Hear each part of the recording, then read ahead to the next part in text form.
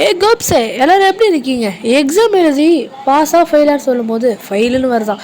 Teacher assignment எழுதுனா mark போடுறாங்களாம். நம்ம தான் கொஸ்டின் பேப்பரே கீச்சு போட்டுருவோமே. ஃப்ரெண்ட்ஸுக்கிட்ட போய் கேட்டால் அவன் இல்லைன்னுவான். அவ்வளோதான், உடஞ்சே போயிடுவோம். ஆனால் நான் சொல்ல போய் ட்ரிக்கில் செம்ம யூஸ்ஃபுல்லாக இருக்கும். அது என்னன்னு தெரியணும்னா சேனலை சப்ஸ்கிரைப் பண்ணிக்கோங்க.